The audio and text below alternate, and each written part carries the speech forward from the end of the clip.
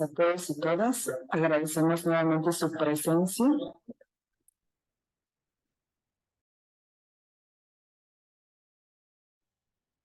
Buenos días.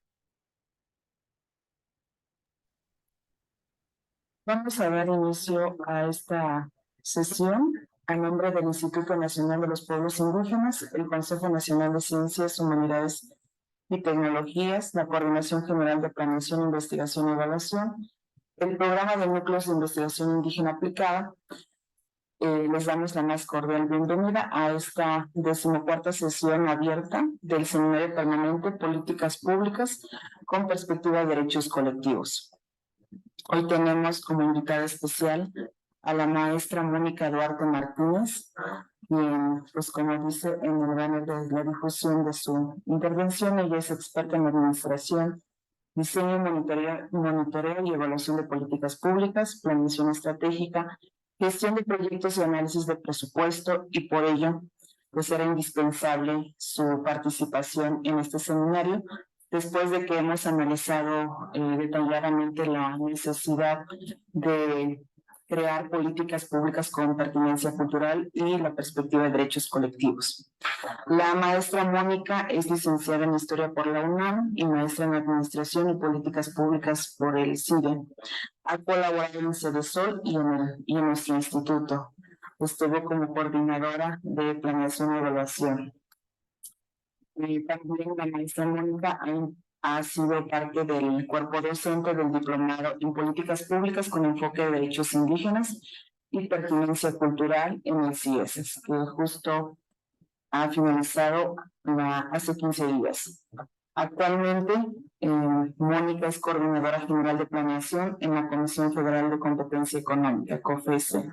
Pues muchas gracias, Mónica, por aceptar la invitación a participar en este seminario. Nos da muchísimo gusto tenerte a través de este medio, escucharte y sobre todo pues que puedas compartir esta experiencia que tienes pues en el diseño, ¿no?, de las políticas públicas, y justo estamos como ya para cerrar, y creemos que todo lo que se ha visto, digamos, a nivel un poco teórico de la necesidad, de las apuestas que se está haciendo en distintos frentes de la política pública, como la educación, la salud, la cultura, la lengua y todos estos enfoques, pues bueno, tu intervención puede consolidar mejor también estas reflexiones, y sobre todo pues todos los que estamos en este seminario pues nos permita seguir mejorando nuestro trabajo cotidiano.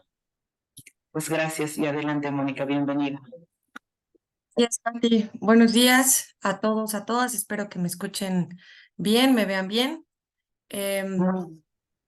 Muchas gracias. Pues, como les digo, agradecerle a Patti, al instituto, por la invitación. La verdad es que me alegra un montón poder estar en estos espacios, poder compartirles un poquito, no solo la parte más teórica o lo que se supone que debemos hacer cuando hacemos políticas públicas, sino un poco también cómo debemos aterrizarlas allá donde hay comunidad indígena, ¿no? De repente pasa mucho que las políticas públicas son estándar, ¿no? Tratamos como gobierno tratamos de llegar a toda la población, ¿no? Tenemos programas muy grandotes, ¿no? Que la idea de esos programas que dejaron de ser focalizados era bajo la idea de la mejor focalización es la universalización. Y hay un debate detrás de eso, pero la pregunta es, ok, podemos universalizar, pero entonces en esa universalización pudiéramos caer en la estandarización, y eso sí es peligroso debido a que la idea incluso de buena vida, ¿no?, difiere muchísimo en las diferentes regiones del país y más allá en las diferentes comunidades. Entonces, la idea de esta charla, si me permiten, es un poco abordar, ¿no?, el ciclo, ¿no?, de las políticas públicas, pero cómo cada etapa de ese ciclo podemos ir aterrizándolo con enfoque de derechos, con pertinencia cultural. Entonces, quisiera empezar como volviéndonos a preguntar ¿qué es una política pública? ¿No? Seguramente en todas sus clases teóricas, en una infinidad de sesiones que han tenido en este seminario, lo han platicado hasta el cansancio, pero bueno, Luis Aguilar, que es el papá de las políticas públicas en México, dice algo como que las políticas públicas son esas acciones que están orientadas a alcanzar objetivos que son considerados prioritarios por la sociedad o a resolver problemas cuya solución es considerada de interés o beneficio público. Entonces, cuando tenemos esta definición en la cabeza, al menos a mí se me quedan un par de cosas. La primera es que las políticas públicas están orientadas a asuntos prioritarios y el número dos, y quizá la más importante, a resolver problemas que consideramos que son importantes. Es decir, podemos como individuos tener X o Y problema y que incluso podemos compartir con otros individuos, pero no por eso se hace un problema público, ¿no? Y la idea de las políticas públicas es atender problemas de lo público, ¿no? No de la esfera individual, no de la esfera de lo privado. Entonces, partiendo de esta idea de las políticas públicas resuelven problemas públicos, entonces la siguiente pregunta necesaria será, ¿qué es un problema público? ¿No? Entonces, aquí es un poco donde podríamos pensar, a ver, hay un montón de problemas públicos. Por ejemplo, el estrés hídrico, ¿no? La escasez de agua. Bueno, sí, sí es un problema público, pero entonces el pasito siguiente, cuando pensamos en comunidades indígenas, es cómo les afecta particularmente a las comunidades, ¿no? Es decir, el tema del agua no es el mismo problema que yo, por ejemplo, que vivo en Ciudad de México, a lo mejor en Iztapalapa, en Azcapotzalco, que sufren de estrés hídrico hace mucho tiempo, no es el mismo que sufren las comunidades indígenas. Pensemos en las comunidades yaquis, ¿no? Las comunidades yaquis sufren de estrés hídrico, pero porque secaron el río, ¿no? Y no secaron el río a causa de ellos, ¿no? Aquí en Ciudad de México probablemente somos muchísimos, el sistema que nos surte ya es insuficiente, pero en el caso de las comunidades yaquis es porque ese río se secó a efecto de cubrir una necesidad que no era de las comunidades, ¿no? Entonces, un poco la idea de rescatar esta percepción de que es un problema público, me parece, o al menos trato de proponerlo todo el tiempo, de no pensemos en problemas públicos para las comunidades indígenas, pensemos en problemas comunitarios, ¿no? En problemas que nos afectan a la comunidad, ¿no? Que compartimos todos y que consideramos que necesitamos una solución que tenga consenso, ¿no? Entonces, y ese es otro punto importante, el tema del consenso. Seguramente también en algún momento de este seminario, quien estuvo en el diplomado del CIESAS, en alguna de las sesiones, platicamos de la importancia de que la definición misma del problema público sea legítima, ¿no? Probablemente hay un autor que se llama Eugene Bardak que dice que la parte más difícil de hacer una política pública es definir el problema público, ¿no? Porque lo que para mí es un problema, incluso en términos de lo público, del espacio en el que habitamos, la concepción que yo tenga puede no ser la misma que para mi vecino, ¿no? Que para el otro vecindado, por ejemplo, o incluso si tuviéramos un problema regional, quizá para mi comunidad nosotros la concebimos de una forma, pero la otra comunidad la concibe de otra forma. Y tener ideas distintas de un problema público derivará en soluciones distintas, ¿no? Entonces, y en esa falta de consenso, pudiera derivar en conflictos intercomunitarios importantes. Entonces, la definición misma del problema importa y mucho, y de repente uno incluso se atasca días y discusiones pensando cómo definimos el problema público, ¿no? También tenemos que un poco como analistas, ¿no? de políticas públicas, nosotros de repente no estamos inmersos en la comunidad.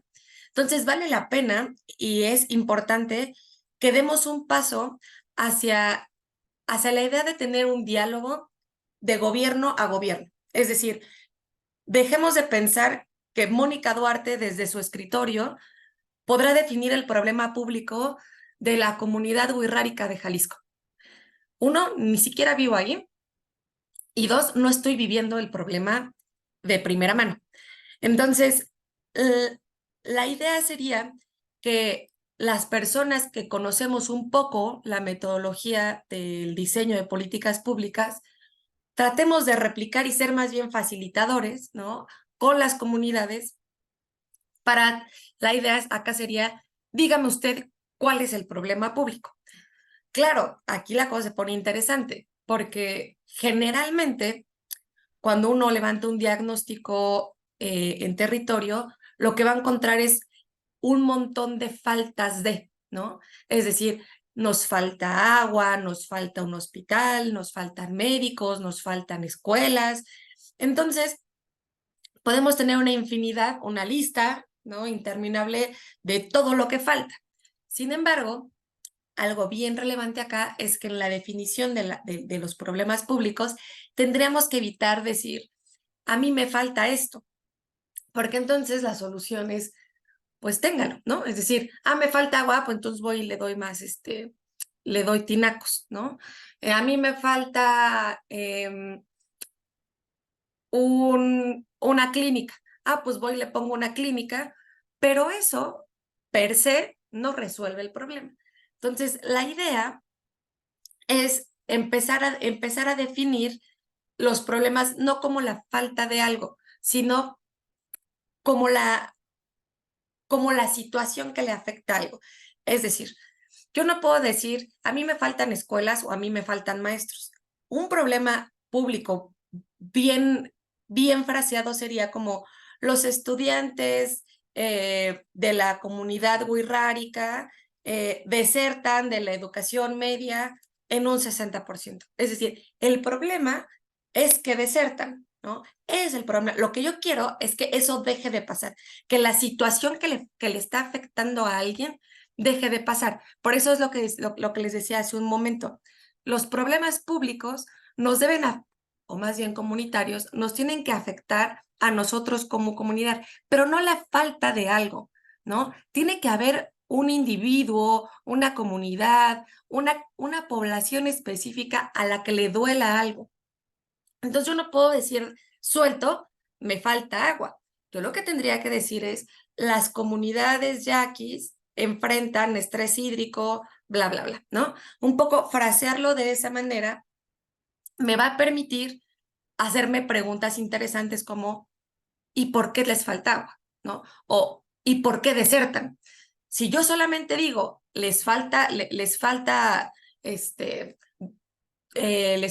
agua o les faltan carreteras, la pregunta no es interesante porque la respuesta es obvia, es pues pon una carretera. Si lo que tú ya sabes, lo que traes acá arriba es que lo que les falta son carreteras, ponle carreteras.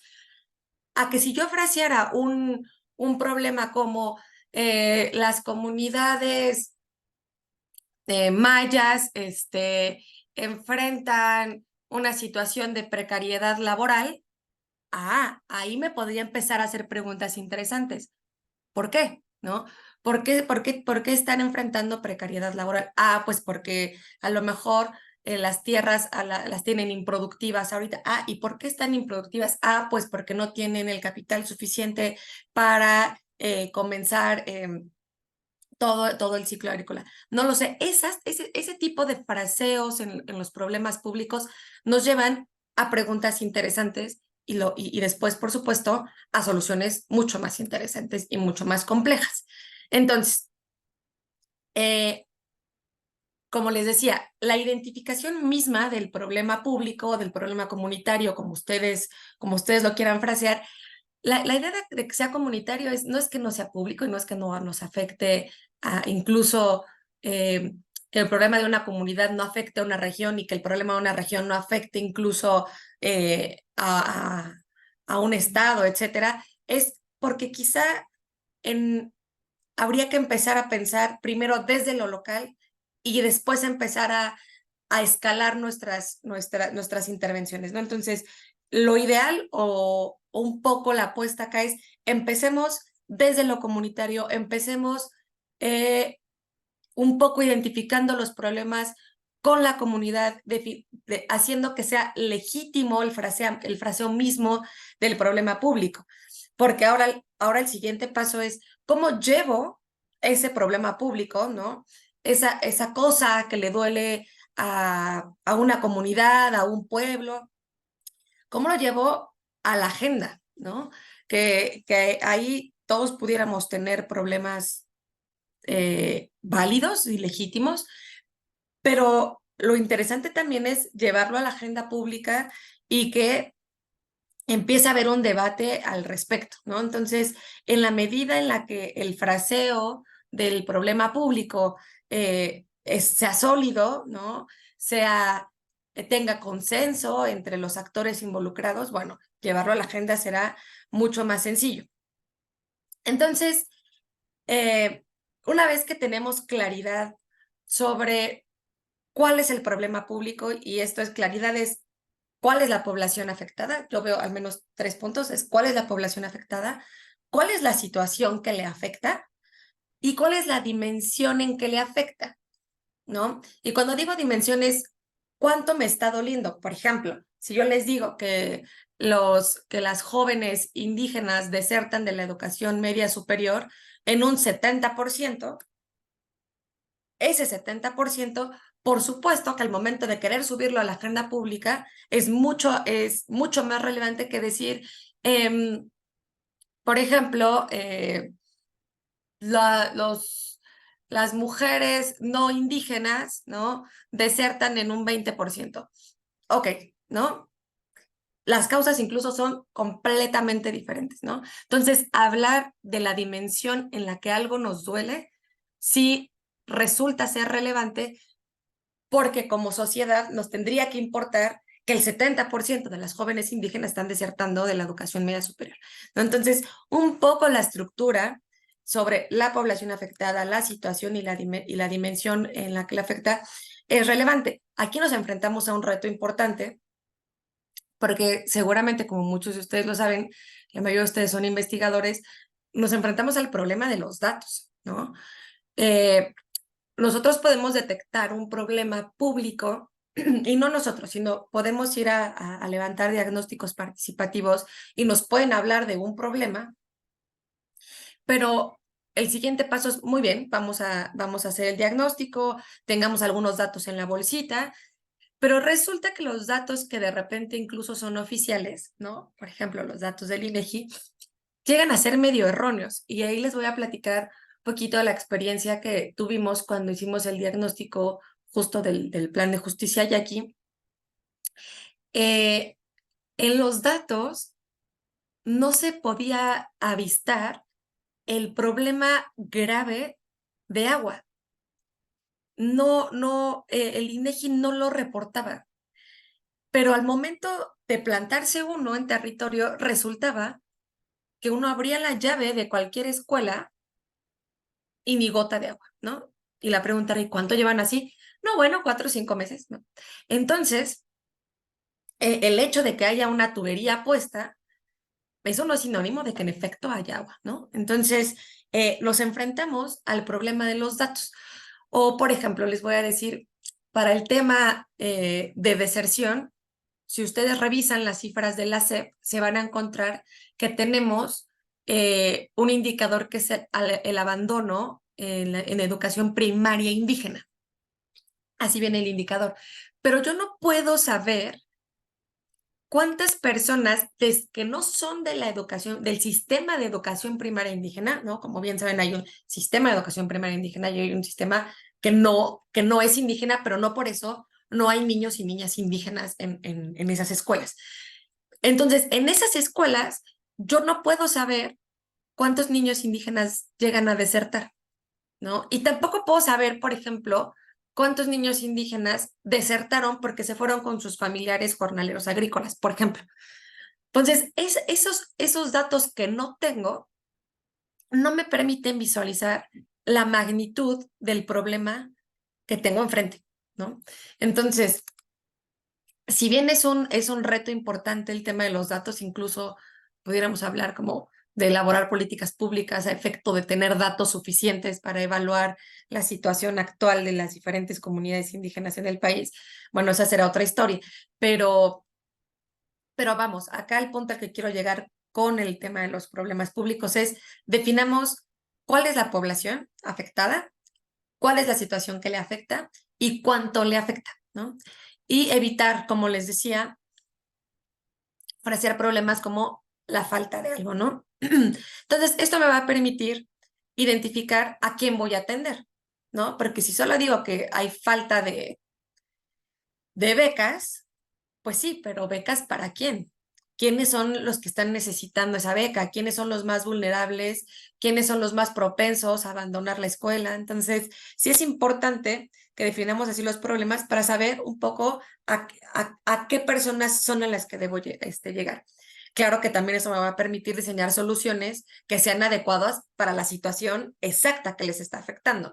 Porque si yo simple y llanamente digo que lo que faltan son carreteras, pues digo, pongan carreteras. Pero probablemente las carreteras no sean la solución y más bien el tema de las carreteras solo sea una de las dimensiones de las múltiples causas que está generando el bajo crecimiento económico en una región indígena específica, ¿no? Y finalmente, claro que tener muy clara la dimensión en el que algo está afectando va a permitir planear un poco la cobertura, ¿no? Un poco cómo voy a ir avanzando en cubrir a la población que he identificado que tiene este problema, ¿no?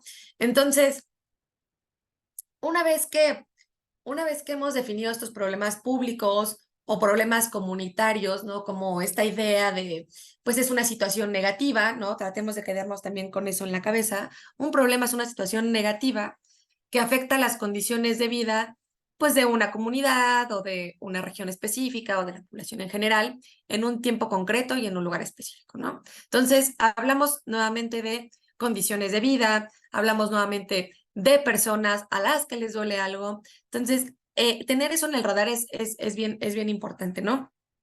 Entonces, eh, aunque, claro, cuando uno levanta algún diagnóstico, pues las necesidades individuales, claro que son importantes, pero pues acá la idea es también tener conciencia colectiva, ¿no? De que los beneficios de cualquier intervención, pues no excluyan a nadie, ¿no? Entonces, la idea es pensar en colectivo, en comunidad, en regiones. Entonces, una vez que yo ya he definido, ese problema como, no sé, insuficiente infraestructura para el almacenamiento de agua potable, por ejemplo, yo puedo dar el siguiente paso. Y el siguiente paso es, ¿qué es lo que está causando eso? ¿No? Pues lo que está causando eso, es decir, cuáles son los motivos que están originando esa situación. Para un poco, sí, hay que tener en el radar la pregunta, ¿qué está originando esto? Pero no solo qué lo está originando, sino qué efectos está teniendo, ¿no? Entonces, tratemos de pensar un poco en esta metodología de marco lógico que es bien utilizada en toda la administración pública federal, o al menos es el estándar, ¿no? Hay un montón de metodologías para, para diseñar políticas públicas, pero probablemente en México la más utilizada por ser fácil, ¿no? De asir, ¿no? Es la metodología de marco lógico, que quizá muchos de ustedes saben que toda metodología de marco lógico empieza con un árbol de problemas, ¿no? Entonces, una vez que partimos del problema comunitario, empezamos a definir cuáles son las causas. Y es decir, las causas van a ser esas raíces, ¿no? Como si pensaban en un árbol, son las raíces que le dan origen al problema. Y después, en la copa del árbol, ¿no? En las ramas, por acá, tendremos los efectos, ¿no? Por ejemplo, si yo digo que mi problema público es justo el tema de deserción, yo voy a ir encontrando efectos que eso genera y probablemente el efecto más alto que el que tenga por acá arriba sea como la persistencia de estructuras de desigualdad, por ejemplo, ¿no?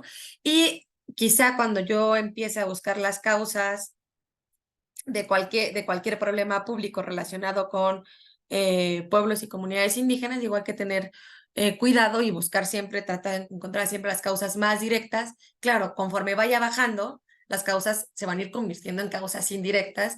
Digo, y no es necesario llegar a las estructuras de dominación de la conquista. Digo, vamos, no es necesario, pero sí de repente vamos a encontrarnos que en la parte más baja de los árboles, pues vamos a encontrar problemas más bien estructurales, no sé, discriminación, etcétera. Entonces, y no es que uno vaya a solucionar el problema de la discriminación per se, entonces que uno diga, ah, claro, andaba por acá en deserción y de repente ya estoy pensando en desatorar, ¿no? Las estructuras de discriminación preexistentes en esta sociedad. No, o sea, lo que nos sirve un poco tener cuáles son las causas es porque es un poco como aquel dicho de no soluciones el problema, soluciona las causas, ¿no? Un poco tratar de entender porque vamos a empezar a hacer conexiones, ¿no? Las flechitas siempre van a ir para arriba. Entonces de repente nos vamos a dar cuenta que habrá causas que se conecten con otras causas, ¿no? Entonces vamos a encontrarnos que hay nodos, ¿no? Que resultan ser relevantes porque están afectando varias aristas, ¿no? Del origen mismo del problema. Entonces, hacer el ejercicio de los árboles de problema es bien interesante y también es como de las partes más complicadas cuando uno empieza a analizar y hacer los diagnósticos, porque uno tarda mucho haciendo los árboles de problemas, preguntándose, ¿esta causa tiene coherencia, valga la redundancia, causal, ¿no? Con todo lo demás que estoy planteando, ¿no? De repente uno se puede perder y estar diciendo que la causa X es origen de otra causa y de repente ya cuando uno lo mira hay una desconexión abismal, ¿no? Entonces hay siempre que mantener las lógicas causales en esos árboles, ¿no? Tienen que ver prolijos, como si uno lo leyera de abajo hacia arriba, le tiene que ir dando sentido, ¿no? Cuando una cosa va originando la otra. Y acá también es cuando vale la pena y que es donde la academia cobra especial relevancia un poco qué nos dicen las fuentes también, ¿no? ¿Qué nos dice la teoría? ¿Qué nos dice, por ejemplo, tratar de buscar evaluaciones, ¿no? ¿Qué nos dice la evidencia?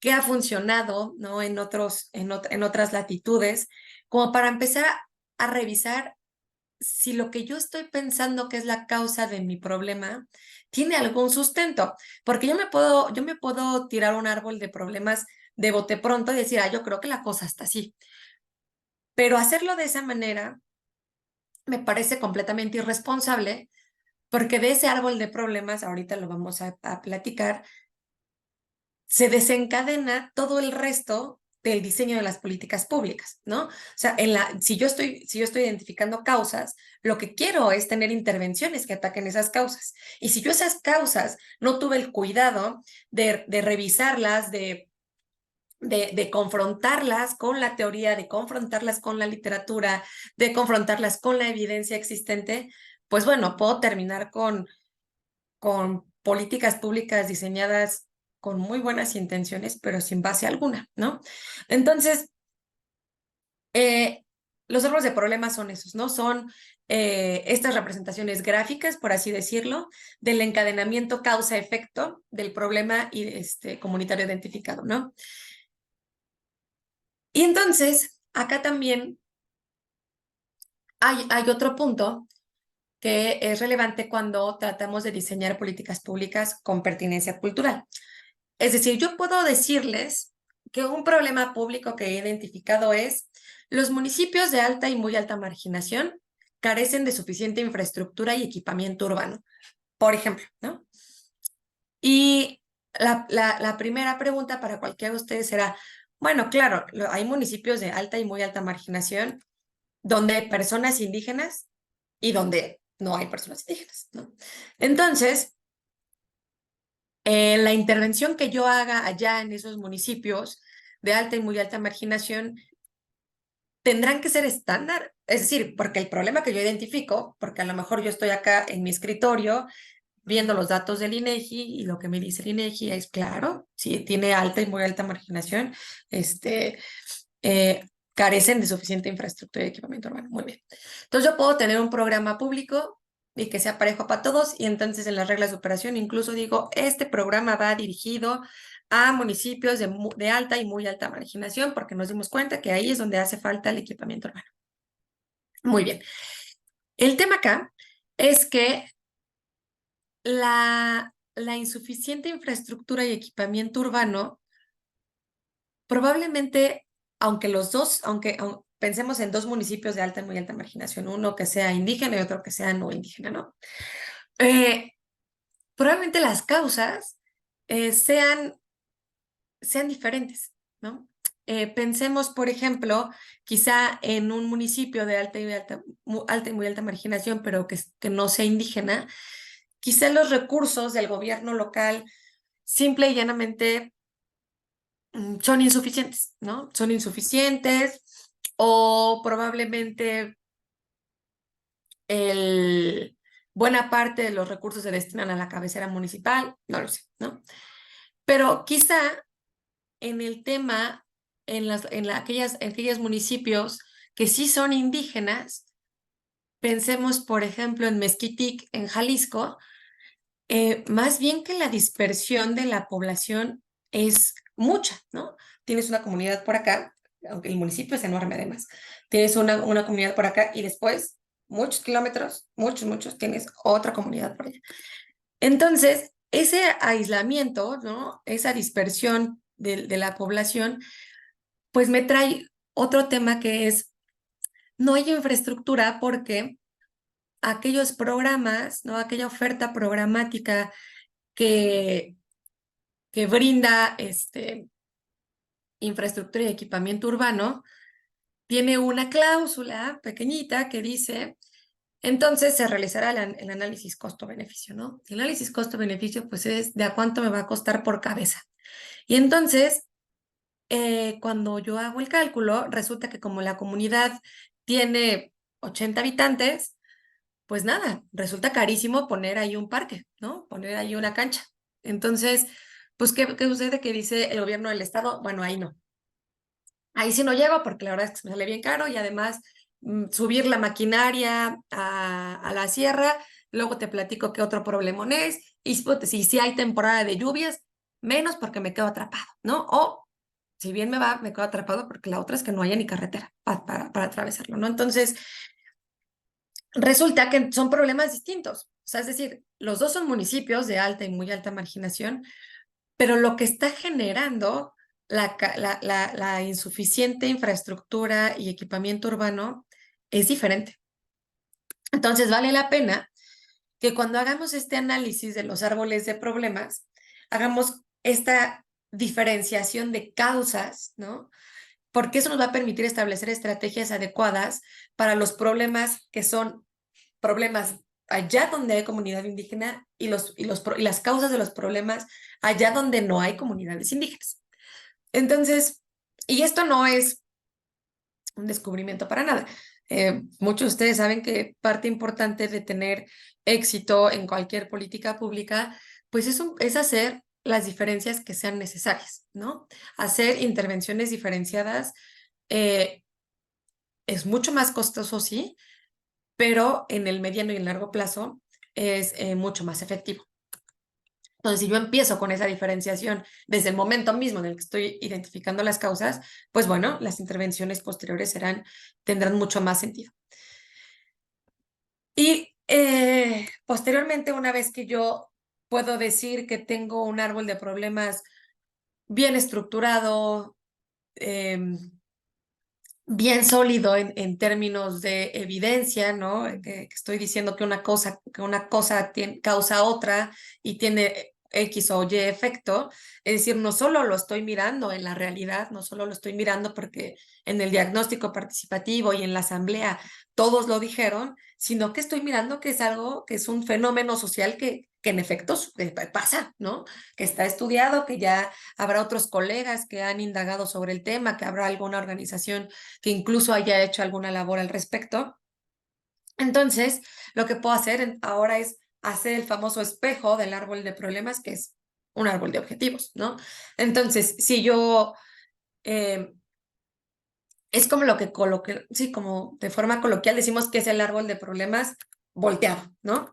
Entonces, ese árbol de problemas volteado ¿no? Si yo, como les decía, dije que los municipios de alta y muy alta marginación carecen de suficiente infraestructura y equipamiento urbano, así tenía fraseado mi problema.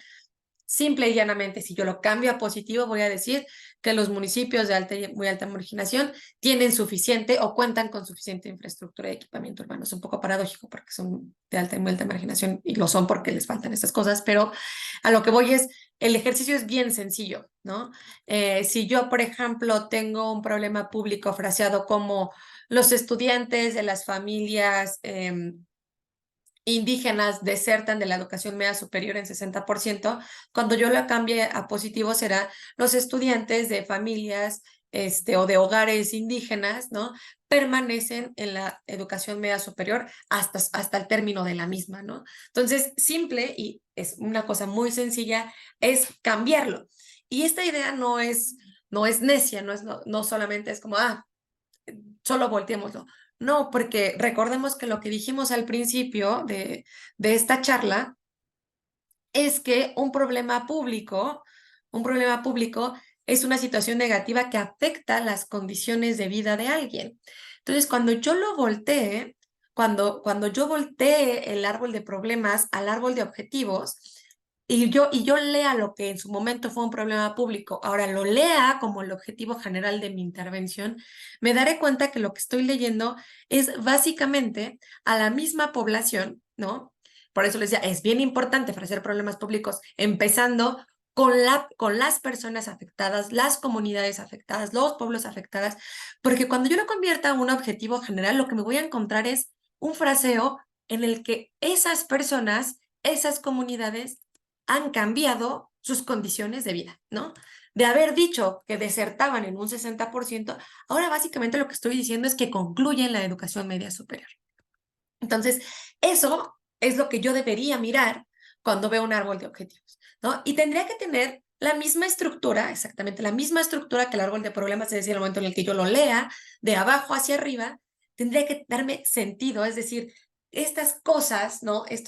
Estas cajitas positivas, ¿no? Al momento de irlas desdoblando hacia arriba, irlas leyendo, me doy cuenta que va teniendo toda la lógica causal del mundo y que llego hasta la copa del árbol con una disminución en lugar de una persistencia de estructuras de desigualdad, por ejemplo, ¿no? Entonces, una vez que hemos llegado al árbol de objetivos, lo que en su momento fueron causas, ahora se van a dar cuenta que se van a convertir en medios. Es decir, por ejemplo, si una de las causas era que una de las causas de la insuficiente infraestructura y equipamiento urbano, yo dije que era el aislamiento de las localidades o de las comunidades. Cuando yo lo cambie a positivo, voy a decir que esas comunidades, esas localidades, pues ya no están aisladas, ¿no? Entonces, ese decir que las localidades no están aisladas se convierte en un medio. Es decir, para que yo tenga un municipio con suficiente equipamiento urbano, entonces lo que yo leo en el árbol de objetivos es, necesito que esas localidades no estén en aislamiento, no estén aisladas, ¿no?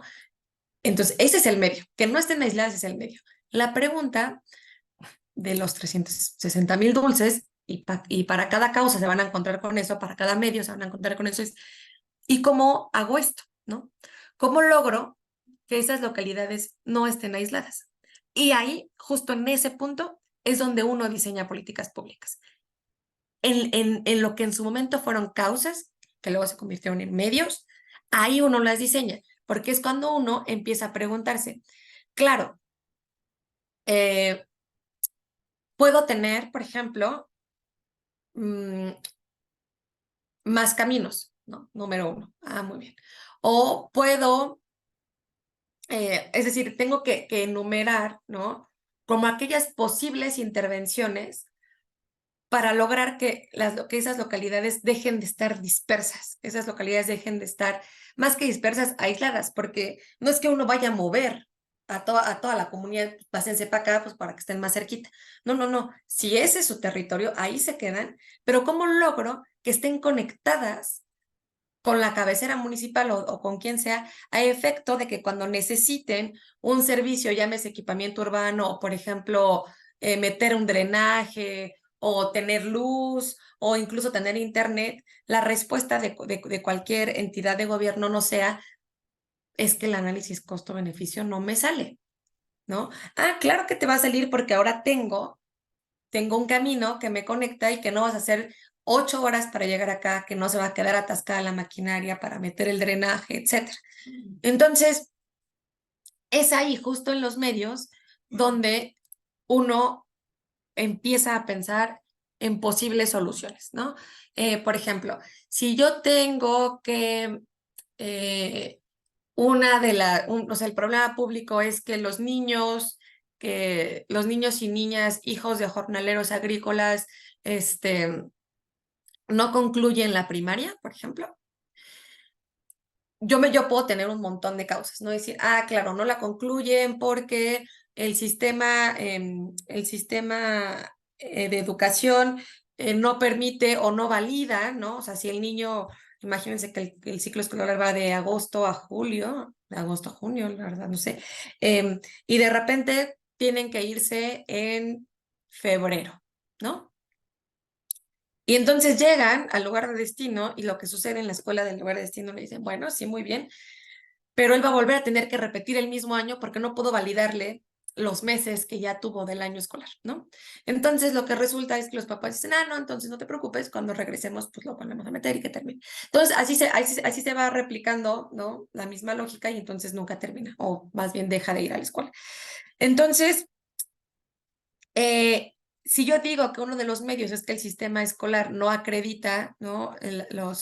el tiempo que van del año escolar, entonces el medio se va a convertir, el sistema educativo en México acredita o tiene oportunidades suficientes para concluir, ¿no? Los ciclos escolares, bla, bla, bla. Ese es el medio, ¿no? El medio para que los niños no se salgan de la escuela, los niños hijos de jornaleros agrícolas no se salgan de la escuela. El medio es que el sistema de educación en México tenga suficientes oportunidades para bla, bla, bla. La pregunta acá, y que ustedes se tienen que hacer, y cualquier analista de políticas públicas lo tendrá que hacer, es ¿qué tengo que hacer para que el sistema educativo en México tenga esas suficientes oportunidades? Por supuesto, ¿no? Puedo incluso, por ejemplo, hacer ajustes a la normativa para que la escuela de origen, ¿no? De constancia de que el niño terminó o lleva avanzado el grado escolar hasta X punto para efectos de que el lugar de destino pueda acreditarlo y el niño pueda entrar a la mitad del año sin problema. O, por ejemplo, pensemos en las becas, ¿no? Una de las razones por las que los niños hijos de jornaleros agrícolas no terminan es porque en el momento de mudarse, ¿no? Al lugar de destino, pierden su beca, ¿no? Pues entonces el medio se convertirá, es como los niños que son beneficiarios de una beca pueden mantenerla, ¿no? Entonces, si ese es el medio, yo tengo que pensar y decir, ¿qué puedo hacer para que mantengan esa beca a pesar de que se van a mover?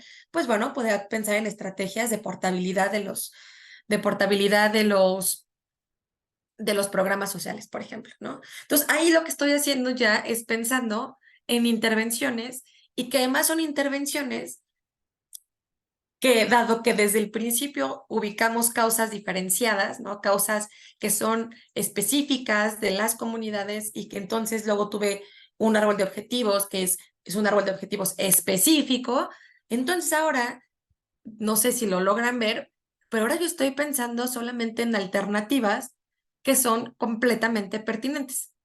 Es decir, no me estoy imaginando alternativas fuera del contexto de las personas y de las comunidades indígenas. Entonces, todo este caminito que un poco estamos recorriendo, como se los estoy charlando, es como un tejido, ¿saben?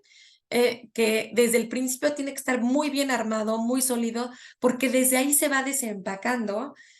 Y si no lo hice bien desde el principio, ya para este momento, yo ya estoy pensando en cualquier estrategia que es todo menos adecuada, ¿no? Que es todo menos culturalmente pertinente y que es todo menos válida, ¿no? Entonces,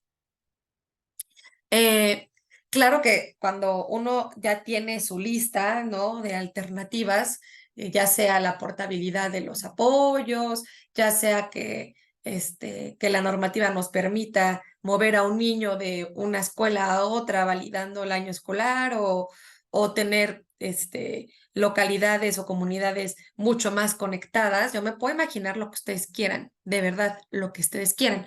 Pero algo importante, por supuesto, será qué es óptimo, ¿no? ¿Qué es lo que es factible? Entonces ahí va a entrar, entraremos en un juego, pues mucho más, pues sí, en muchos sentidos también político, de repente es, ¿qué sí puedo hacer, no? ¿Cuál es el mandato de, por ejemplo, la dependencia donde laboro, no?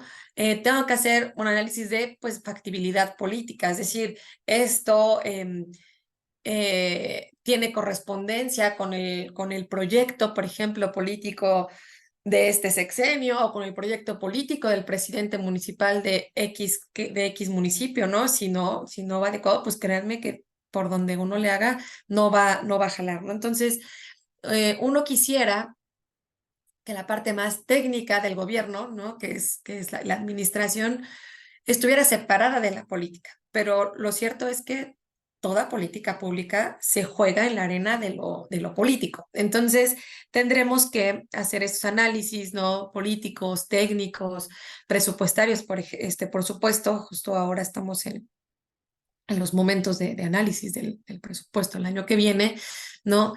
Si esa alternativa, por ejemplo, es sostenible, ¿no? Quizá algunos de ustedes que trabajan en el instituto llegan a hacer, por ejemplo, o a revisar los proyectos, ¿no? Los proyectos de este programa grandote que es el ProVipi.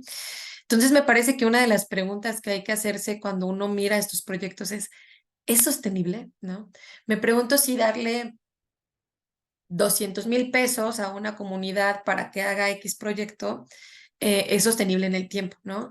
De repente también podríamos decir, es sostenible en el tiempo siempre y cuando tenga financiamiento los 3 primeros años, ¿no? Y después de los 3 primeros años, si yo suelto, resulta que ellos ya no necesitan un peso más de subsidio, sino que esto ya está avanzando, ¿no? Entonces, creo que deberíamos aspirar hacia proyectos o políticas públicas en las que sean completamente sostenibles y que no tengan que estar siendo financiadas todo el tiempo, sobre todo por los tiempos políticos en los que uno vive, ¿no? O sea, cada periodo pues es de 6 años y, y cuando se termine esos 6 años, pues, pues ojalá que haya otros 6 de financiamiento, pero si no, tenemos un montón de proyectos, un montón de políticas que porque no fueron sostenibles, al momento de eliminarlas, pues sí generaron impactos negativos importantes. Pensemos en los comedores comunitarios, por ejemplo, ¿no? Entonces, hay que tratar de mirar qué tan sostenible es estas posibles alternativas que estoy pensando, cuáles son los riesgos que me implica y por supuesto, pues los beneficios de la intervención, ¿no? Pensemos nuevamente en el tema de hijos de jornaleros agrícolas. Yo pudiera pensar en decir, no, por supuesto, yo puedo tener una de mis alternativas que aquí me anoté es creémonos escuelas de todos los niveles en todos los lugares de destino. Por supuesto que es una alternativa válida, pero usted ya se preguntó si eso tiene factibilidad política, técnica, presupuestaria, poner una cantidad de escuelas en todos los lugares de destino, cuando a lo mejor ahí al momento de hacer el análisis de factibilidad es donde me doy cuenta que la mejor opción era, por ejemplo, el reconocimiento por parte de las autoridades educativas locales, ¿no? De los niños, niñas y adolescentes, hijos de jornaleros agrícolas, ¿no? Este reconocimiento de, vas a la mitad del año, dale, entra y termina el ciclo escolar, ¿no? Entonces, una vez que yo he definido un poco las alternativas óptimas, yo lo que he conseguido entonces es un grupo de buenas opciones, ¿no? De opciones que ya pasaron varios filtros en mi análisis y ahora sí, ahí ya tengo una primera propuesta de política pública, ¿no?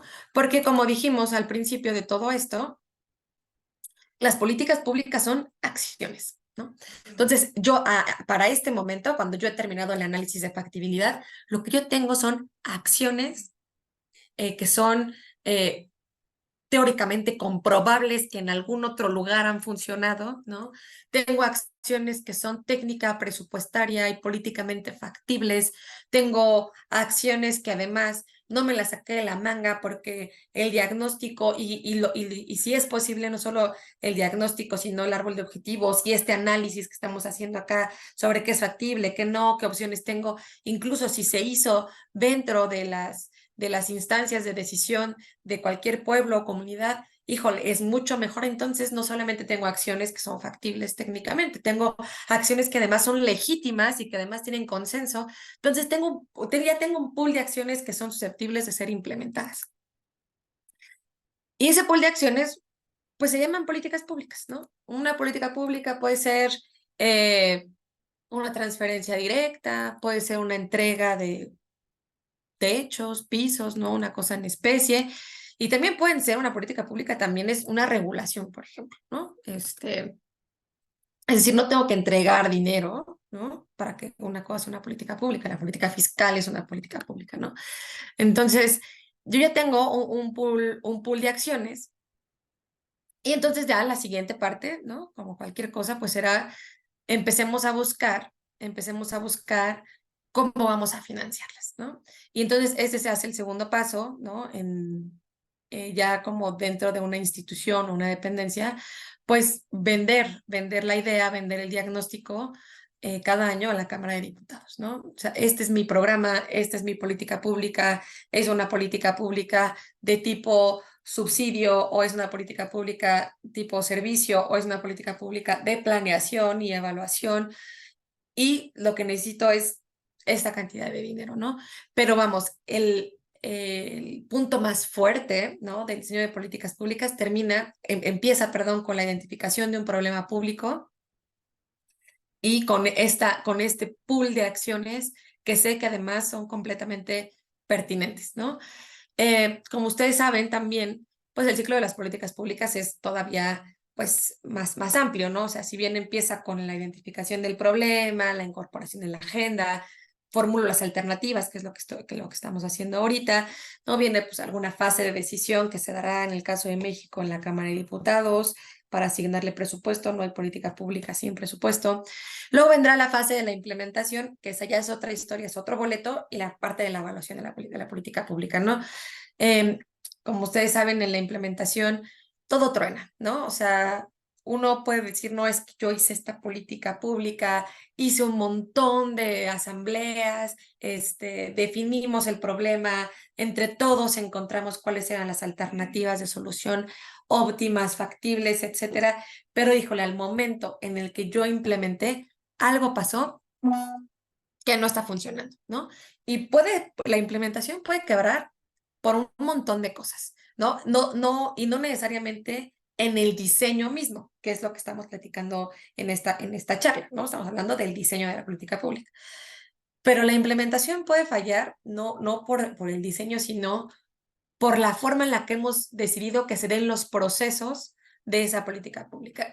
Y pensemos además en algo importantísimo que es quiénes implementan las políticas públicas, personas, ¿no? Entonces, mi política pública podría estar tronando porque, no sé, yo puedo decirles, no tengo una política pública que es, por ejemplo, de servicios de salud, ¿no?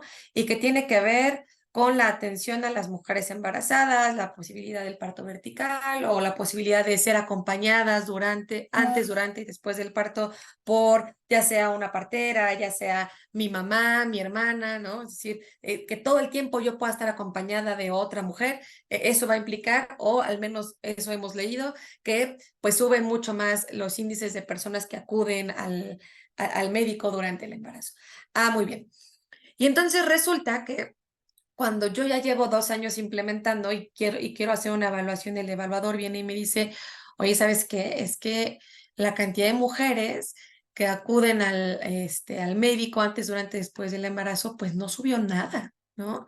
No, pues ¿cómo crees? Si yo esto lo he diseñado perfecto, leí un montón, hice un montón de análisis de campo, y resulta que la política pública donde está tronando es quizá porque el policía de la entrada de la clínica no deja pasar al acompañante, ¿no? Así de pequeño, y no es ni siquiera pequeño, resulta ser que es la razón por la que esa política pública no está tronando, ¿no? Y la única forma de saberlo es literalmente haciendo una evaluación de procesos donde la metodología de investigación que utilice sea literalmente observación participante y me plante yo ahí y vea cuántas mujeres entran, salen y ver cómo es la dinámica de esa entrada y salida, ¿no? Y quizás hasta ese momento me dé cuenta que esto no está funcionando, pero por personas que estamos operando el programa, ¿no? Entonces, como les digo, la implementación misma y la evaluación es otro boleto, ¿no? Pero el diseño, pues, va en este rango, ¿no? En la identificación del problema hasta el análisis de alternativas y, por supuesto, que habrá que tomar, pues, varias cosas en cuenta, ¿no? Cada región indígena es distinta, ¿no? Cada comunidad tiene autoridades e instituciones representativas distintas, ¿no? Entonces, habrá que realizar un trabajo previo, ¿no? Identificando esto y tratar de allegarse, ¿no? Con las autoridades, tener un diálogo de gobierno a gobierno, decir, construyamos una política pública juntos, ¿no? Después de ese análisis previo, que por supuesto les decía hace rato, uno tiene que llevar en la bolsita cierta información, cierta documentación, pero esa información y documentación hay que ser cautos, ¿no? Hay que ser cautos, hay que considerarla con las reservas pertinentes, porque no puedo llegar y decirle a los gobernadores yaquis, no, pues si yo estoy viendo acá en mis estadísticas que sí tienen agua, ¿no? Porque pues no es pertinente, ¿no? Entonces uno debe llevar sus datos y ser cautos con ellos, ¿no? Y ya todo el proceso, ¿no? Del diseño de cualquier política pública, pues espera que se haga en diálogo con las autoridades tradicionales, ¿no? Que sea en diálogo con ellos como definamos cuál va a ser la ruta de trabajo del levantamiento del diagnóstico y de la posterior identificación de alternativas, ¿no? Si será necesario estar convocando constantemente asambleas de autoridades, a efecto de, como les decía, tratar de tener problemas comunitarios legítimos y, por tanto, tener intervenciones públicas legítimas. Entonces, eso sería lo que yo les comentaría a grandes rasgos sobre el diseño mismo de las políticas públicas. Al momento ya finalmente, eso ya se hace muy posterior, pero creo que lo que habría que tomar también en cuenta cuando uno está haciendo su análisis de alternativas que platicábamos, como si es factible presupuestalmente, si es factible técnicamente, no políticamente, de repente algo que nos llega a faltar es lo que estoy pensando hacer. ¿Tiene alguna coincidencia, es complementario o se duplica con la oferta programática de que es preexistente? Y esto es interesante porque nuestra política pública o lo que tengamos en el radar puede tener varios efectos. Uno, puede potenciar, por ejemplo, los resultados de otro programa, ¿no? Es decir, mi programa al encadenarse con otro puede potenciarse, ¿no? Pensemos, por ejemplo, en las becas, ¿no? Eh, Muchas de las becas resulta ser que tienen candados como no puedes ser beneficiario de más de una beca, ¿no?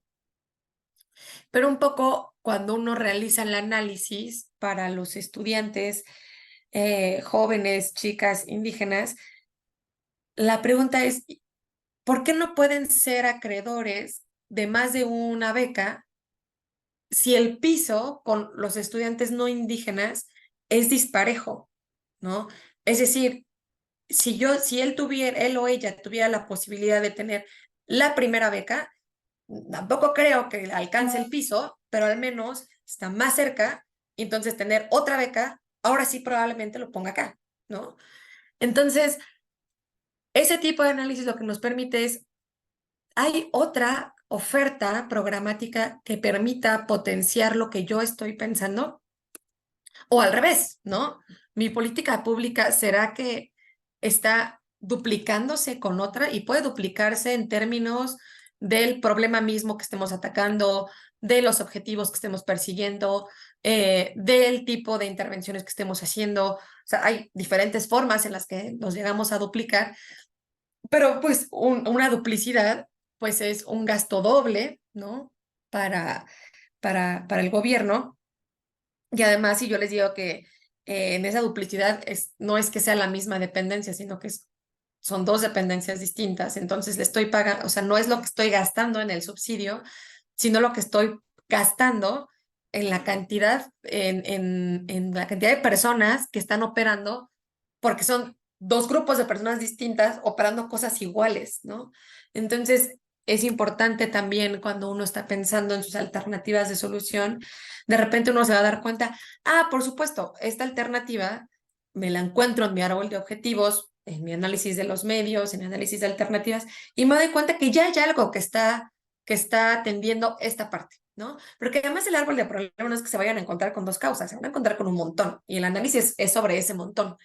Entonces se van a dar cuenta que hay algunas cosas, que hay instituciones que ya están atendiendo y hay otras que no. Y es en ese hueco donde no están siendo atendidas, donde es mucho más factible y pertinente la política pública que estén pensando, ¿no? También, por supuesto, no solamente tiene que haber duplicidades o complementariedades, también puede haber, por ejemplo, coincidencias, ¿no? Coincidencias en el sentido de, bueno, es similar porque es una beca, por ejemplo, pero esta beca, por ejemplo, solamente es no para durante toda la estancia en la universidad, solamente es para efectos de la titulación, ¿no? Porque resulta que la beca se ofrece mientras estés inscrito, ¿no? Pero una vez que has terminado y no estás titulado, pues ya no estás inscrito, ¿no? Entonces, muchos chicas y chicos indígenas, si bien pueden terminar sus estudios superiores, pues no se titulan, ¿no? Porque ya no existe el apoyo económico para poder hacerlo. Entonces, a lo mejor tendré otro apoyo que sí sea de becas, pero que sea para efectos solamente de la titulación, ¿no? O pensemos en el programa del instituto, en la partecita del programa que tiene que ver con la infraestructura carretera. Si ustedes miran, cualquier programa o cualquier programa de la SICT tiene que pasar, son proyectos de inversión, tiene que pasar por la carta de inversiones de la Secretaría de Hacienda y volvemos a caer en el problema de los análisis costo-beneficio, o tienen otro tipo de candados como solamente se pondrán estas carreteras en localidades de más de 100,000 habitantes o algo así. Y justo esto es por el tema de cuánto cuesta per cápita, ¿no? Entonces, yo pudiera tener otro programa que también sea de carreteras, o sea, idéntico, así literal, una copia del programa.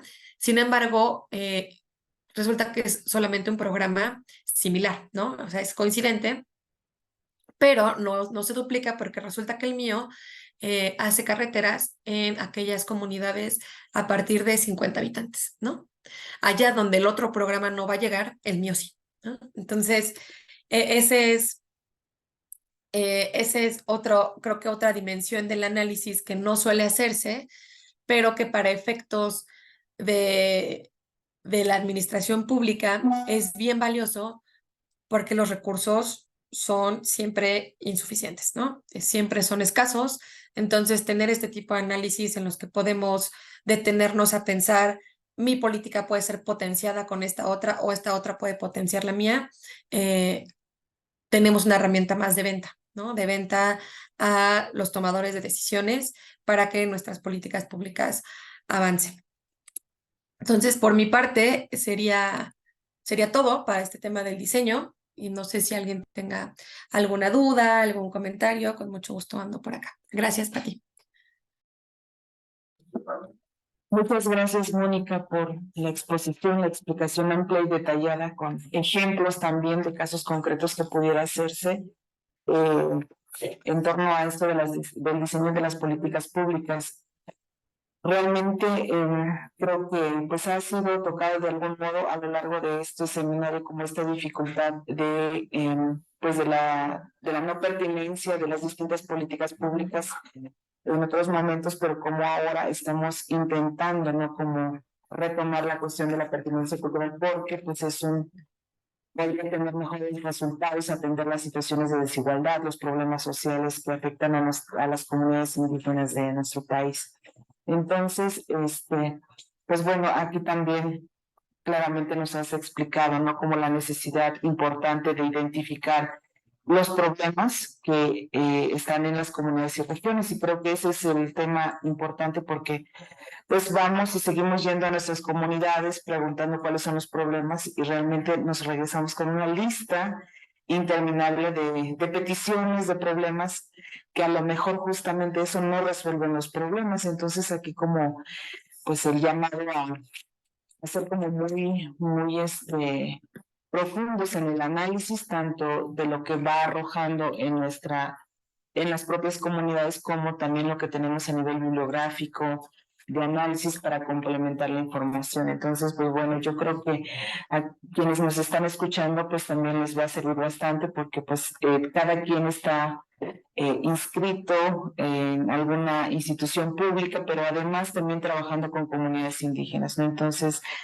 le daría la palabra a quienes nos están acompañando, si gustan participar, levantar la mano y para ir cediendo la palabra tenemos pues un buen de minutos para poder seguir dialogando contigo, Mónica. Gracias, Pati. Pues adelante, compañeros y compañeras.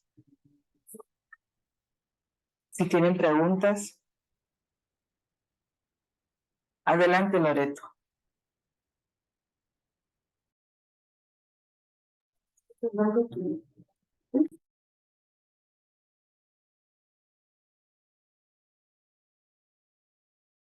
Loreto, ¿podrías prender tu micrófono, por favor? O si nos estás escuchando. Perdón, perdón. Buenos días a todos. Gracias a quien nos dio la exposición. Fue muy clara. Yo quisiera participar para hacer una serie de acotamientos. No, prácticamente no son preguntas. Eh, Efectivamente, creo que coincido con que primero hay que identificar el problema, porque cuando no identificamos el problema y empezamos a desarrollar ese árbol de problemas o ese árbol de objetivos, pues nos resulta que no vamos a aplicar una política pública pertinente y eficaz, puesto que no hemos encontrado las verdaderas causas, porque uno de los errores comunes es confundir las causas con los efectos. Muchas veces un efecto lo confundimos con una causa o un problema lo estamos confundiendo con una causa. Entonces yo creo que ahí es donde podemos partir para que haya una coherencia en cada uno de los procesos que usted nos menciona. Es decir, desde la construcción del árbol de problemas para construirse el árbol de objetivos, es decir, cuando las causas se convierten en medios y esos medios pues van a ser, tienen que ser coherentes, tienen que ser eficazmente, diría yo, eh, pertinentes en una relación directa para que exista la verdadera solución a y sobre todo para establecer una política pública idónea, ¿no? Porque si no mal recuerdo que una política pública tiene tres dimensiones, que es la eficacia, la pertinencia y sobre todo un buen diagnóstico, ¿sí? Eh, Finalmente, para intervenciones, eh, los medios siempre se pueden hacer como alternativas. y las alternativas pues pueden ser a veces idóneas en el marco conceptual, pero tal vez no sean idóneas en, eh, en la aplicación de una política pública. Es decir, construir un diagnóstico, tenemos que ser muy cuidadosos para que se pueda ese diagnóstico acoplar a una política pública pertinente, eficaz y sobre todo viable, ¿no? Eso sería mi participación. Muchas gracias, Loreto. Pues bueno, mientras si es que alguien más gusta participar, yo quisiera hacerte una pregunta, Mónica, en torno a esto que decías al final de que una política pública al final, o sea, puede estar muy bien diseñada, realmente puede atacar un problema, pero muchas veces se queda como atorado en la parte presupuestaria, o sea, digamos, porque toma en cuenta el costo-beneficio, o sea, cuánta población va a beneficiar.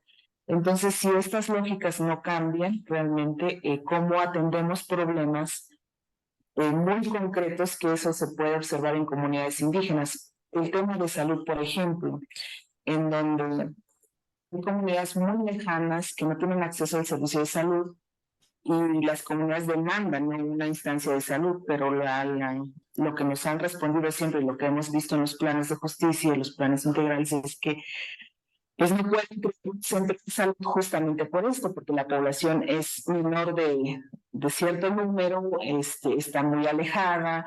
Entonces, ante estas situaciones, realmente, ¿cuáles serían como las posibles vías de atender este problema? O sea, ¿cómo se podría desatar? Que no solamente aplica para salud, lo mismo para educación, lo mismo para electricidad, para muchas necesidades básicas. Ese es uno de los temas que hace que no marche, ¿no?, a atender estas situaciones.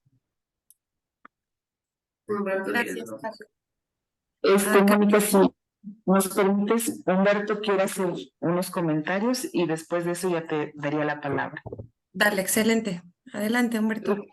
Buenos días, muchas gracias, Mónica. Muy interesante la conferencia.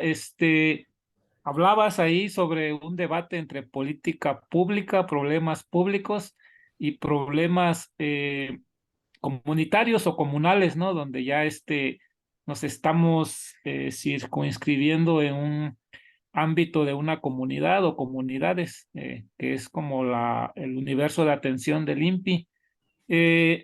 Mi pregunta es, ¿qué tanto cambian las formas de construir las políticas públicas cuando se trata, por ejemplo, de un problema público que no solamente puede afectar a las comunidades indígenas, sino también a toda la sociedad?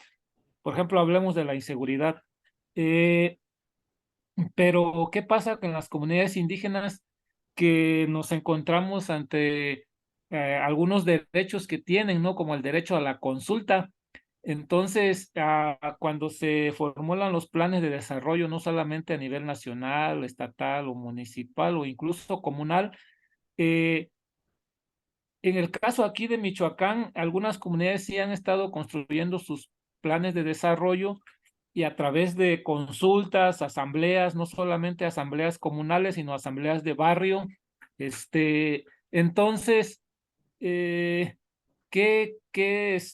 cómo difiere, ¿no? ¿Cuáles son como esas experiencias que se pudieran retomar de los procesos de construcción de política pública con la política comunal? Por ejemplo, no sé, me imagino en una ciudad, pues es muy grande, ¿no? A lo mejor las consultas electrónicas, las consultas de otras formas, ¿no? Pero que sí conocer como el sentir, la opinión de la gente, ¿no?, afectada. Eso me llamó mucho la atención, cómo abres ese debate de las diferencias, cómo se construye una política pública y una política a nivel comunal. Muchas gracias. Gracias, Humberto. Bueno, ya levantaron más manos, le daría brevemente pues a Ricardo y luego Melchor y luego iríamos a la respuesta de la maestra Mónica. Adelante, Ricardo. Sí, bueno, primero que nada, muchas gracias, Mónica, bastante ilustrativo para quienes andamos un poco metidos en esta dinámica, ¿no? Y en ese sentido, nada más la participación es, si pudieras conversar, digo, a la final de cuentas tú tienes como toda la experiencia en el armado, el diseño, la teoría incluso, y, y con los planes quizás seguramente la implementación, ¿no? Entonces, si pudieras comentar ¿cuál es como tu perspectiva respecto a esta administración? O sea, entiendo y parte de lo que hemos comentado en el seminario es que estamos como en un momento de giro, de donde se está tratando de transformar toda una perspectiva, toda una lógica, toda una dinámica de trabajo que justamente está atravesada por las políticas públicas en el diseño y en la implementación, ¿no? Entonces, si pudieras como dar un panorama de cuáles son como los avances y retos, por decirlo muy rápidamente. Gracias. Gracias, Ricardo. Melchor, si gustas tomar la palabra. Sí, Breve, gracias. por favor. Sí, bueno, igual reconozco la exposición muy ilustrativa y me gustaría también si en otro momento pudiera ilustrarnos también algo que tenga que ver no necesariamente con falta de a lo mejor infraestructura y servicios como el agua que ponía mucho el ejemplo.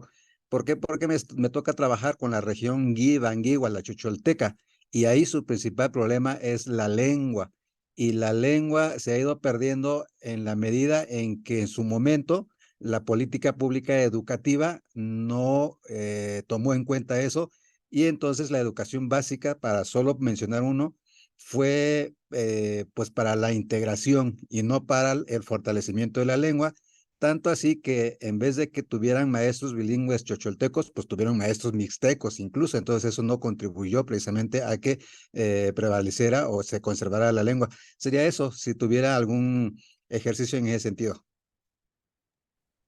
Bueno, muchas gracias, Melchor. Ahora le doy la palabra a Linda, que quieres hacer un comentario. Hola, maestra, ¿cómo está? Buenos días. Muchas gracias por la exposición. Yo tengo una duda, que creo que es una duda de las personas que trabajamos en el sector público. ¿Cómo optimizar la política pública? Usted decía que que cuando empiezan a diseñarse las políticas públicas, cuando usted revisa este árbol de objetivos, eh, encuentra que ya hay iniciativas tratando de resolver el problema, ¿no? Creo que nos ha faltado, o al menos yo no sabría cómo, si hay alguna iniciativa al respecto, de cómo conjuntar u optimizar para que estas respuestas que hay en otras instituciones se junten para solventar un problema común. Gracias. Muchas gracias. Bueno, ahora sí, Mónica, todo tuyo. Adelante, por favor. Gracias, Pati. Bueno, traté aquí de anotar todo, espero que no me falte nada. Sobre la pregunta que me decías, Pati, y pones el ejemplo de salud, a mí me parece que cada política pública, o más bien cada área de política, avanza de manera distinta. Por ejemplo, para el caso de salud y educación, donde lo que tengo que hacer es garantizar un derecho, ¿no?, universal,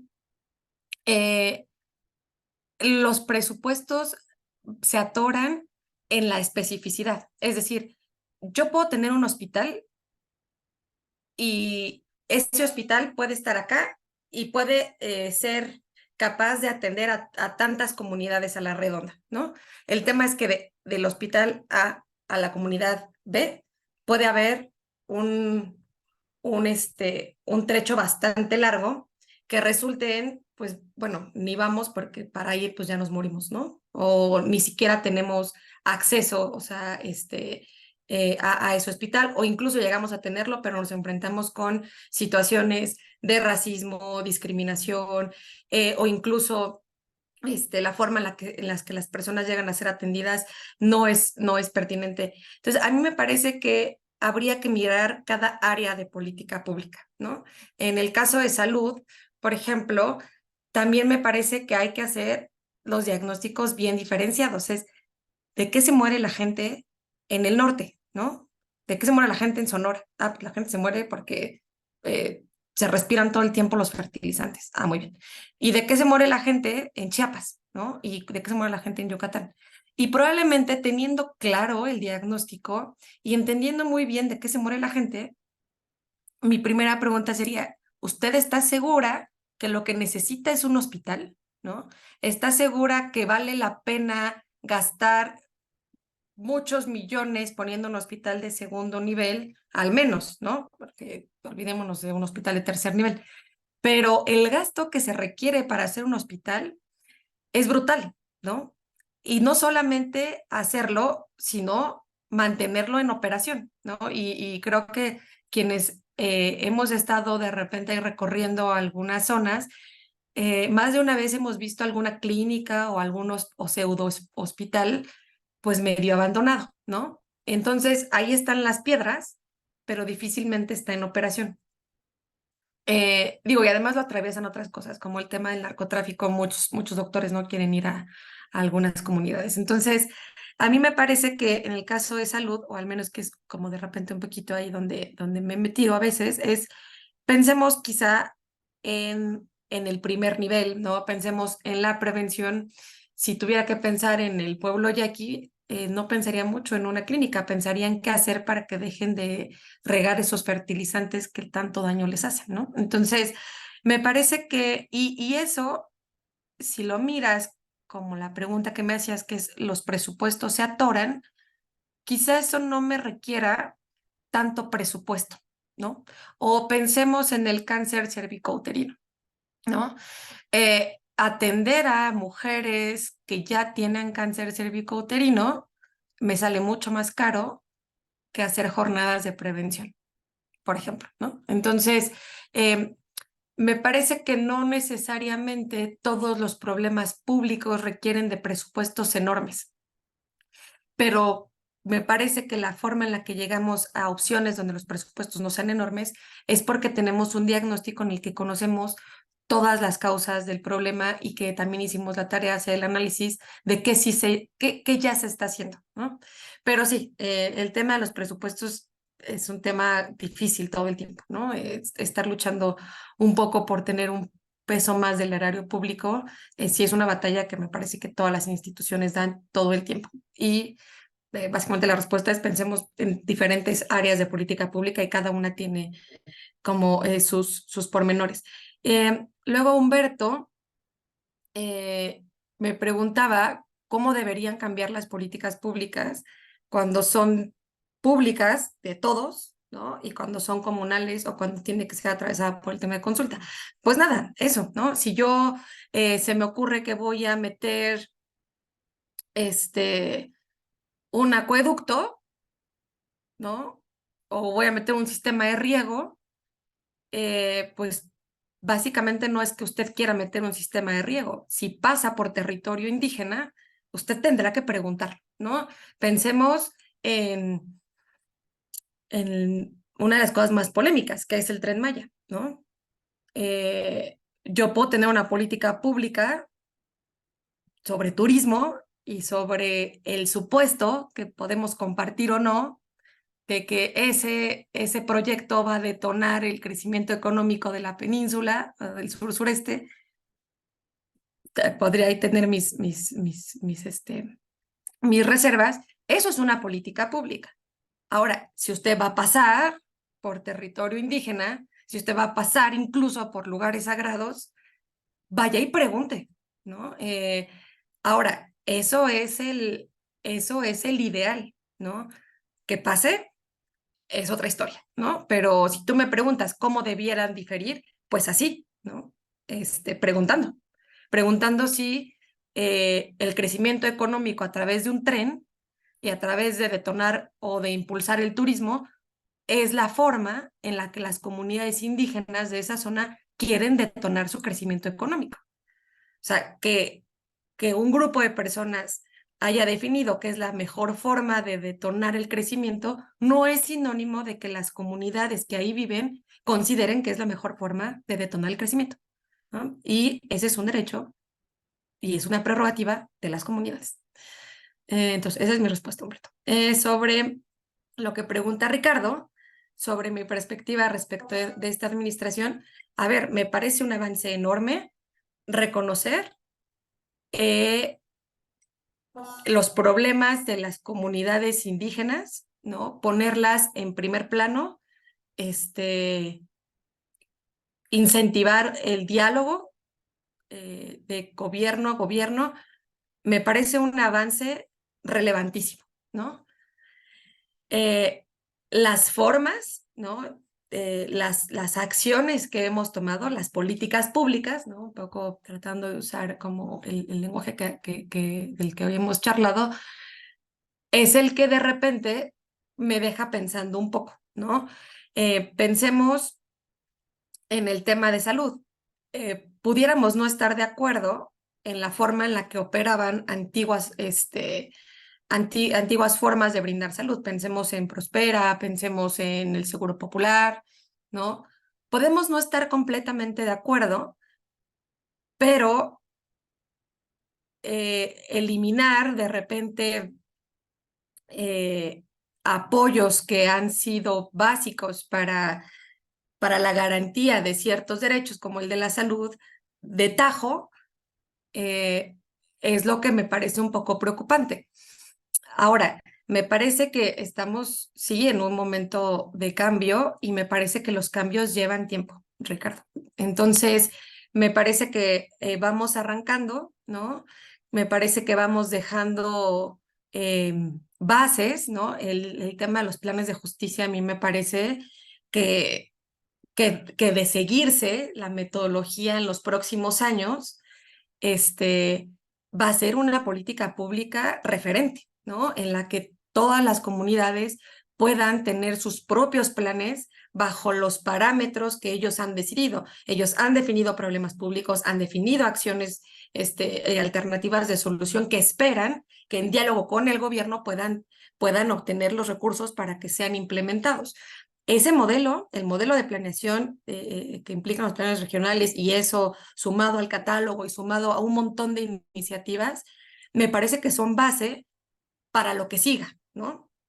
Entonces, esa es mi perspectiva, ¿no? Creo que el cambio ha sido en muchos sentidos positivo, pero en las ganas de repente de querer diferenciarse de otros gobiernos, hay algunas cosas en las que hemos como flaqueado, ¿no? Entonces, pero así son todos los gobiernos, no todo es miel sobre hojuelas. Y sobre el tema de la política educativa que preguntó Melchor, sobre el tema de la lengua, digo, el ejemplo que ponía del agua y que ponía, no sé, los niños jornaleros agrícolas, era ilustrativo, pero en la metodología de marco lógico me parece que te da las suficientes herramientas para encontrar cuáles son las causas del tema del desplazamiento de la lengua, ¿no? Y si una de las causas que te encuentras es causas tan como estructurales, ¿no? Que es, por ejemplo, la discriminación que enfrenta un niño que habla su propia lengua, entonces prefiere no hablarla y prefiere perderla antes de ser discriminado, me parece que ahí hay un nicho potencial para crear una política pública de concientización, etcétera.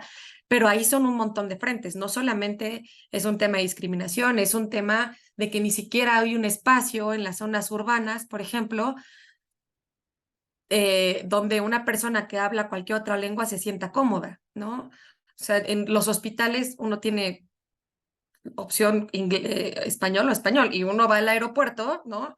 Y tiene español-inglés. O sea, es decir, ni siquiera hay espacios donde yo pueda sentirme cómodo hablando mi lengua. Entonces, ahí hay otro nicho potencial de política pública, ¿no? Entonces, habrá tantos nichos como medios encuentres, ¿no? Y como definido tengas el problema. Entonces, pero te da para mucho el marco lógico y cualquier otra metodología también. Y finalmente, lo que comentó Linda sobre la optimización de las políticas públicas, pues ya lo dijiste. Me parece que la forma de optimizar es piensa en lo que ya tienes, ¿no? Y una de las formas de hacerlo es, a ver, pásame este programa de, por ejemplo, desarrollo forestal, ¿no? Y entonces, no tengo que armarme otro programa sobre desarrollo forestal para personas indígenas. No, ni de locos, ¿no? Porque ahí estaría duplicando. Entonces, mejor miremos este y veamos cuáles son las barreras a la entrada que está teniendo una persona o una comunidad, sea cosas tan infames como necesito que me acredite que usted es indígena. ¿Y cómo se lo voy a acreditar? Si es mi prerrogativa autodefinirme y autoadscribirme como una persona indígena. Entonces, es que no, usted no habla una lengua indígena, entonces no es indígena. Caray, ¿no? ¿En qué mundo vivo? Entonces, yo lo que tendría que hacer es mirar las políticas públicas preexistentes y buscar la forma de eliminar esas barreras que no solamente son de acceso, sino que están transgrediendo un derecho.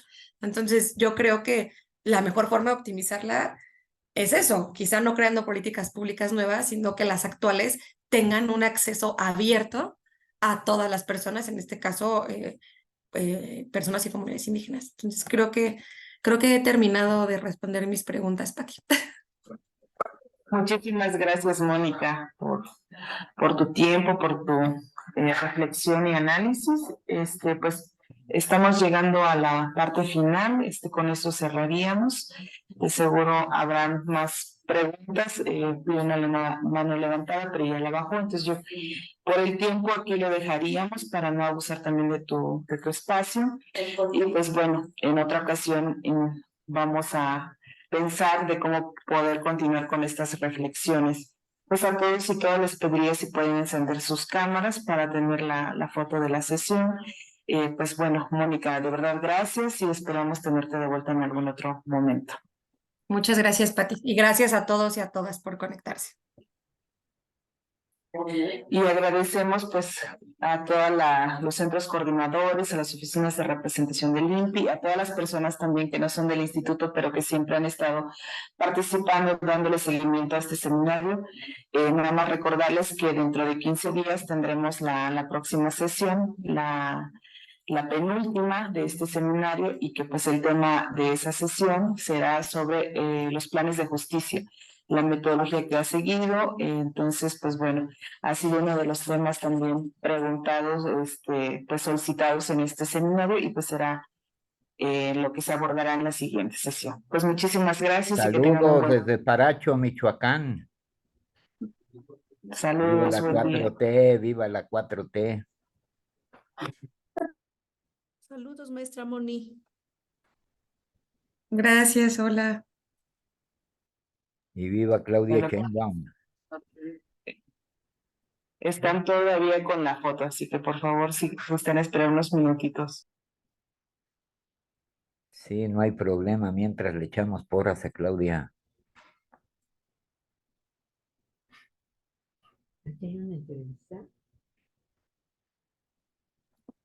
Listo, pues muchísimas gracias. Hasta la próxima. Cuídense. Hasta luego. Venceremos. Saludos a todos. Muchas gracias, buen día a todas, todos.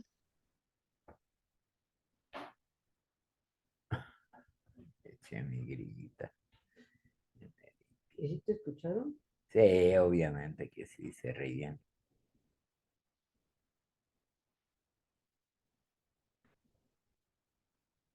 A la carga, los valientes.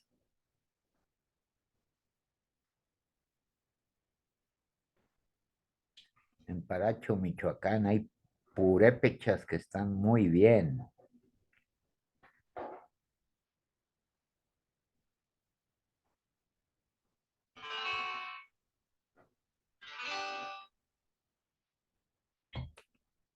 Yo no quiero usar la camioneta. ¿Por qué? ¿Cómo me voy al banco?